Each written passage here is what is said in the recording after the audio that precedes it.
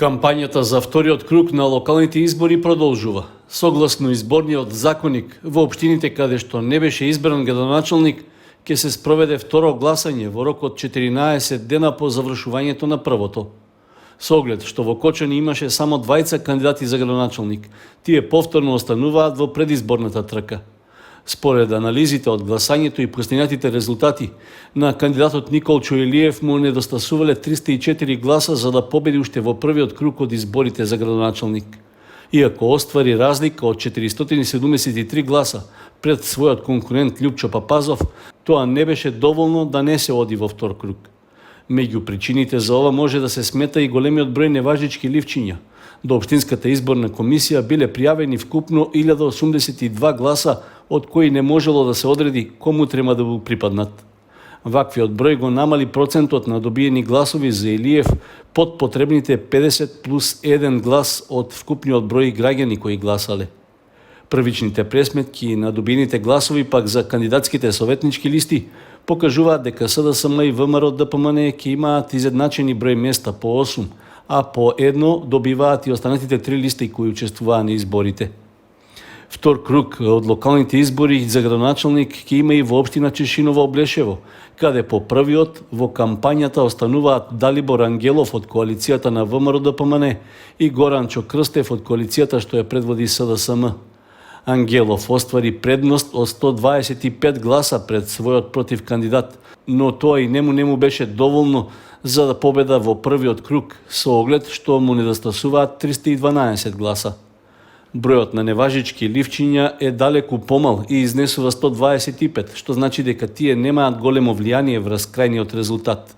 Во однос на бројот на советнички места во општина Чешиново Облешево, предност има кандидатската листа на ВМРО ДПМН пред СДСМ, но застапени ќе бидат и кандидати од листите на коалицијата ЛДП и ДОМ, како и од група избирачи со носител Франческо Наков. Гласањето за вториот круг за избор на градоначалници ќе се одржи в недела на 31 октомври.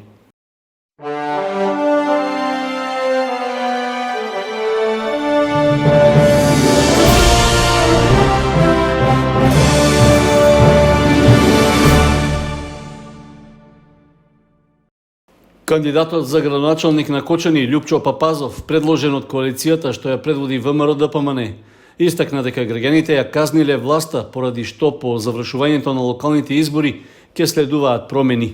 На пресконференција тој упати благодарност до гласачите и ги повика на вториот круг од локалните избори да му ја дадат довербата. Дозволете ми да изразам благодарност за големата поддршка и довербата што ми ја укажавте во првиот круг од локалните избори. Го поздравувам демократскиот амбиент во кој што помина изборниот ден, со исклучок на одредени поединични случаи. Граѓаните јасно ја демонстрираа пределбата за промени во целата држава и ги казнија погрешните политики на ЗАЕФ и СДСМ. Таквиот бран на промени го зафати и Кочани. Власта го загуби мнозинството на локално ниво за 4000 гласа. Драги кочанчани, ви повикувам слободно и одлучно да се приклучите на промените кои неминовно следуваат и заедно, обединети и сплотени, да изградиме нова иднина како што Кочани заслужува.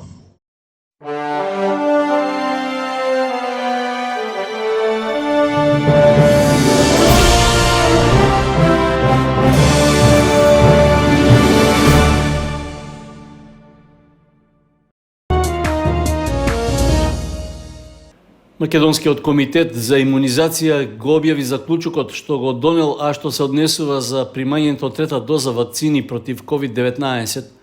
Во соопштението стои дека граѓаните кои се вакцинирале со прва и втора доза од кинеските производители Синофарм или Синовак ќе можат да ја примаат третата засилувачка доза по 3 месеци откако ја примиле втората доза. Како што е познато, третата доза е од производителот Pfizer-BioNTech. Комитетот за имунизација на почетокот на овој месец ја прошири препораката и наместо за одредени категории граѓани за кои таа беше препорачена, трета или засилувачка доза ќе можат да добијат и другите лица. Првичната препорака беше дека третата доза може да ја примаат сите граѓани над 60 години, како и за здравствените работници и лицата кои имаат имунокомпромитирачка состојба, без разлика на нивната возраст.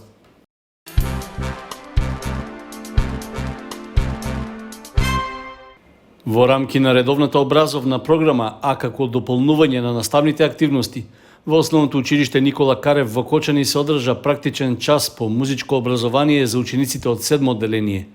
Предавање одржа професорот и пианист Иван Трајковски, кој преку примери и објаснувања ги представи основите на инструментот што го свири.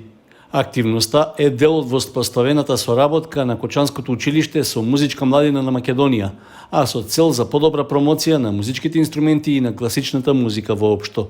Единствено што е на наше огромно задоволство е што можеме да ја доближиме класичната музика до дечињата.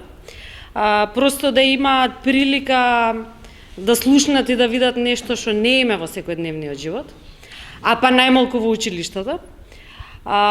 Можам исто така да се заблагодарам на ова училиште и на наставникот Ангелина Катмирова Алексов за заинтересираноста пред се и поддршката од нејзиниот директор, за да ја збогатат наставата во училиштето. Така да околу програмата можам да кажам дека е адаптирана за деца од оваа возраст, моментално во 7 одделение. Ќе настапува млад и успешен пианист и професор Иван Трајковски. Ќе им објасни на дечињата за инструментот клавир, пиано, историја на пианизмот, познати композиции за клавир, ќе ги запозна исто така со познати композитори, така да задоволството е општо на сите. Јакимовска додаде дека музичка младина на Македонија особено внимание посветува на така наречените дидактички концерти каков што се одржа во Кочани. Со тоа на учениците полесно им се доловува класичната музика, а интерес има не само во основните училишта во Скопје, туку и во другите градови во државата. Од Основното училиште Никола Карев пак истакнаа дека секоја активност што го збогатува образовниот процес е добре дојдена.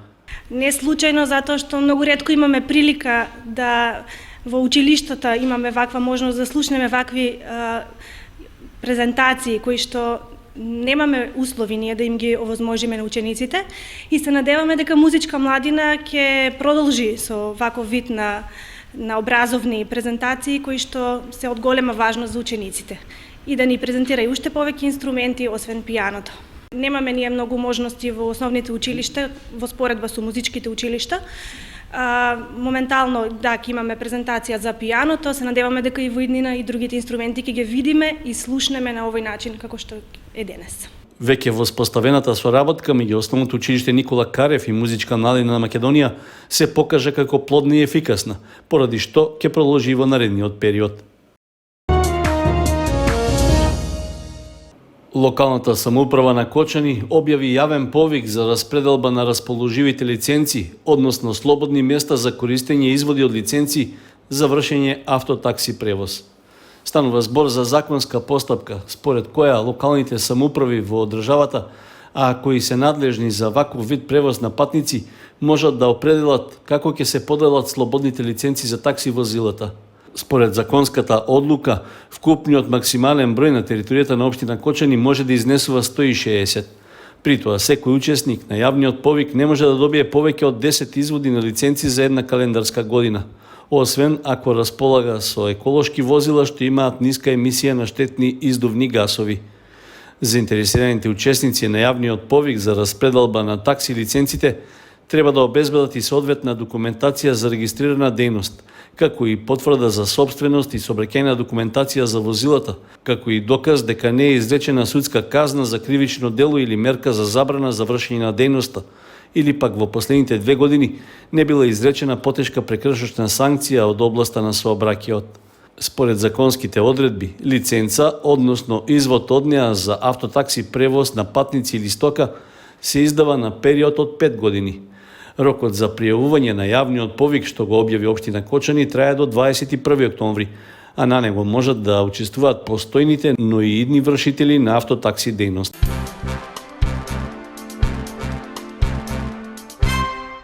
Планинарскиот спортски клуб Осоговот Кочани беше домаќин и организатор на регионалната младинска планинарска еколошка едукација. Во соработка со Федерацијата на планинарски спортови на Македонија, настанот се одржа на Пониква. При тоа на едукацијата, што годинава е по трет пат, учествуваа 60 млади до 18 годишна возраст од источниот регион. Тие, преку низа предавања и практични вежби, имаа можност да се запознаат со основите на планинарството и заштитата на животната средина. Од клубот истакнаа дека целта е да го промовираат планинарството меѓу младите и да се придобијат нови членови кои покрај грижата за природната средина ќе стекнат и здрави навики и грижа за сопственото здравје. На предавањето, што се организираа со искусни и стручни лица во рамки на едукацијата, дечињата учеа за ориентација, преживување и палење оган во природа, како да се почитува планината, за карактеристиките и потребната опрема за планинарење, но и за окажување помош во вонредни ситуации. Јакнењето на физичкото и менталното здравје е приоритет, што е една од задачите и зацртаните активности во годишната програма на клубот, истакна председателот на планинарскиот спортски клуб Осоговот Кочани Тошо Антов. Во рамки на едукацијата, младите учесници имаа можности да се запознаат со основните знаци, како и начините за избор на локација и маркирање на планинарска патека. На крајот од едукацијата им беа доделени признанија за учество на предавањата, како и покана за зачленување во Кочанскиот планинарски клуб.